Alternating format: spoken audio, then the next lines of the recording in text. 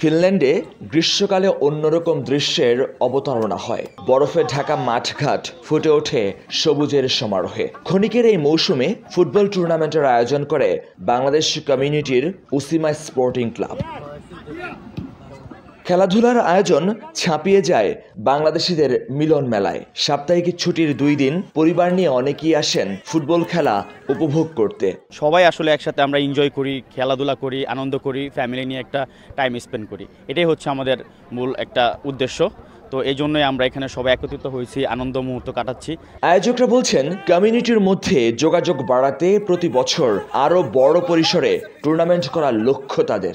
Almost কতগুলো লোক এখানে ফিল্ডে এসেছে এবং এখানে খেলা দেখছে। তো সবাইকে একত্র করা, অনেকদিন পরে একজন আরেকজন সঙ্গে দেখা সাক্ষাৎ করা, এটাই ছিল আমাদের স্পোর্টসকে কাইন্ড অফ মিলন মেলা তৈরি করা। এটাই ছিল আমাদের মেইন উদ্দেশ্য। ফাইনাল খেলা উপভোগ করেন কেরাভা সিটি চেয়ারম্যান আন্নে কারিয়ালাইনেন। পুরস্কার বিতরণ শেষে বলেন, এটি শুধু ফুটবলের উৎসব নয়, বরং শহরের বহুজাতিক বন্ধনের নিদর্শন। Greetings from the city of Kerava. প্রথমেই তোমাদের শুভেচ্ছা জানাচ্ছি আমাদের শহরের পক্ষ থেকে। আমি পুরোটা সময় তোমাদের খেলা দেখেছি, আমার খুব ভালো লেগেছে। আমি বিজয়ী দলকে অভিনন্দন জানাচ্ছি। এরকম আয়োজন আরো করা উচিত। 2 দিন ব্যাপী টুর্নামেন্টে অংশ নেয় 12টি দল। গ্রুপ পর্যায়ের হাড্ডাহাড্ডি লড়াই শেষে তাম্পেরে শহরের টাইটান্স ক্লাবকে হারিয়ে 2-0 গোলে চ্যাম্পিয়ন হয় স্বাগতিক দল উসিমা স্পোর্টিং ক্লাব।